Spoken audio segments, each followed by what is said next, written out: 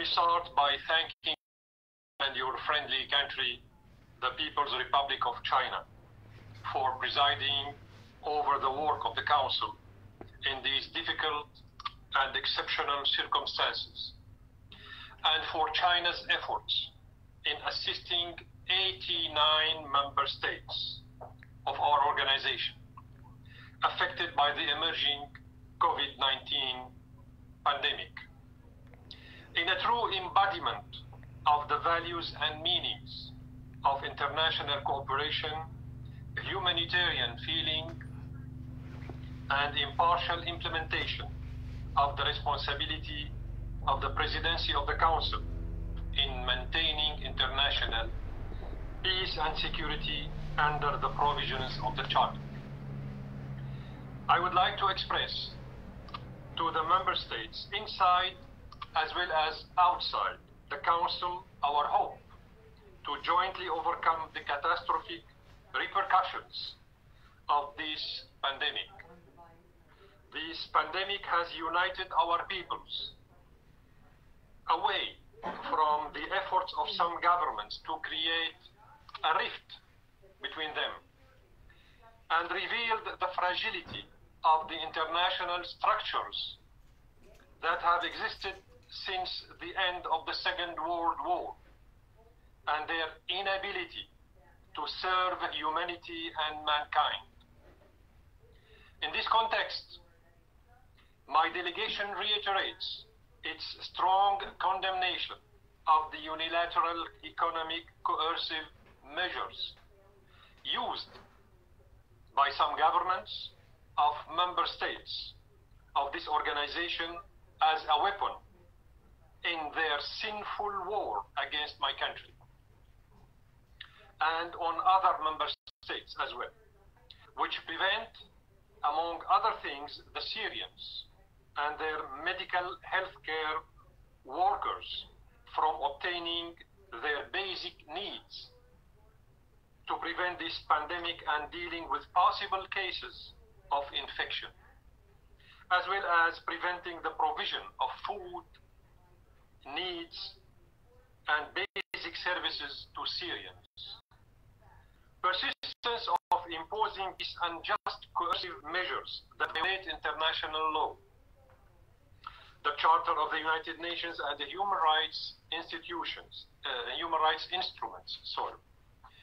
and not responding to our repeated requests to end them, the most recent of which is contained in the joint letter sent by the permanent representatives of 8 countries: China, Cuba, DPRK, Nicaragua, Iran, Russia, Syria, and Venezuela, to His Excellency the Secretary General on the 25th of March 2020, demonstrate once again what we have always emphasized in terms of hypocrisy that some have adopted in dealing with the humanitarian situation in my country and other countries as well. In this regard, my delegation welcomes the prompt, positive response of the Secretary General to this initiative of the 8 countries above mentioned. Mr. President, my country received recently a number of high-ranking officials of international organizations partnering with the Syrian government in humanitarian work, including Mrs. Henrietta Fore, UNICEF Executive Director, and Mr. David Paisley, Executive Director of the World Food Programme, and Mr. Peter Maurer, the President of the International Committee of the Red Cross. The discussions with them were positive and included stressing the pursuit of joint cooperation in a manner consistent with the principles of non-politicized humanitarian action and the willingness of the Syrian government to facilitate access to all parts of the country from within Syrian territory and through a mechanism that includes, alongside the Syrian state, both the United Nations and the Syrian Arab Red Crescent Association, to ensure that aid reaches those who deserve it and that it does not reach terrorists. My country has affirmed to its partners the necessity to compel the Turkish regime and its affiliated terrorist groups to stop their crimes and to enable the Syrian civilians detained by these terrorist organizations in some areas of Idlib to return to their homes in areas liberated from terrorism and to provide immediate assistance to them from inside Syria and support national efforts to normalize life once again. My country, Mr. President, stresses that it is unacceptable to allow the terrorism-sponsoring Turkish regime to take advantage of the suffering of the Syrian refugees and to use them as a bargaining card to blackmail Europe and pressure the European governments to support this regime militarily under the umbrella of NATO, or to give it advantages and privileges of the European Union countries. It is also unacceptable to tolerate the Turkish regime's support for terrorism and to transfer publicly, without shame, terrorists from Idlib to Libya and to other countries, after it had transferred several years ago many terrorists from Libya to Syria. And we complained about this many times in the past. My delegation again draws the kind attention of the Security Council to the fact that the doors of Syria are wide open to receive Syrian refugees to return to their homeland, and that the Syrian state has created all conditions to ensure a dignified return to them. In this context, we condemn the prevention by the and their affiliated terrorist group gangs, which occupy Al-Tanf area, in which the Rukban camp is located, of the return of displaced persons in the camp to their chosen areas of residence. The Syrian government reaffirms its full readiness to facilitate their return and rid them of the inhuman conditions in which they live and the exploitation of American occupation forces and their tools, which claim that they are unwilling to return. This is false information, by the way. Mr. President, the terrorist organizations supported by the Turkish regime still impose their control on some areas of Idlib governorate. In this context, I draw your kind attention to the content of paragraph 15, 16, and 17 of the 25th report of the Analytical Support and Sanctions Monitoring Team issued in document S/2020/53. I'm referring here to your own subcommittee report. Mr. President, on Monday, March the 16th, 2020, these terrorist organizations, supported by the Turkish occupation forces, attacked the facilities of humanitarian NGOs in the cities of Idlib and Ariha in northwest of Syria, looting and seizing their assets and assaulting their volunteers.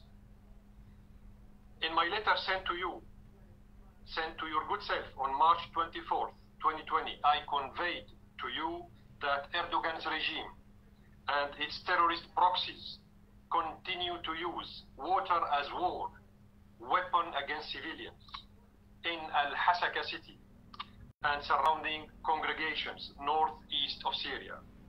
It keeps cutting off the water from Al-Luk station and its wells, which prevents million Syrian civilians, the majority of which are children and women, from drinking water. This is a war crime, especially in the time we all are trying to avoid the spread of COVID-19 pandemic. Unfortunately, some member states and OCHA were dead silent in dealing with such information, while they broke all hell loose because of alleged rumors of Ghazi Intab office, which became the hub for terrorist organizations and their supporting countries, with the sole aim of tarnishing the image of the Syrian government. Mr. President, in the phone call between the Syrian and the Russian presidents on March the 6th, 2020, my government welcomed the achievements of the Russian leadership on March the 5th that adds to the efforts aiming to guarantee the sovereignty and territorial integrity of Syria, expressed in the latest agreement. Furthermore, the agreement stressed the necessity of combating terrorism. The Syrian government has been fully committed to all ceasefire agreements that were concluded previously. And this also applies to the recent Moscow agreement concerning Idlib. Although we do not trust the Turkish part that has not honored the 2-year-old Astana agreements, nor Sochi agreement that was concluded a year and a half ago. Before Moscow agreement, we are looking forward to the full and timely implementation of Moscow agreement by the Turkish regime's terrorist groups, since it has guaranteed their commitment. Mr. President, Mr. Peterson has just conveyed to you that the Syrian national delegation accepted his agenda to continue the work of the Constitutional Committee. Thus, the other party no longer has any excuse to evade its responsibilities, especially that its empty maneuvers and futile attempts were behind the impediment of the Constitutional Committee work. We were also informed that during the last period, the Syrian national delegation has suggested many proposals for an agenda according to the rules of procedures, but they were all rejected without any explanation, which led to the disruption of the committee's third session until now. Mr. President.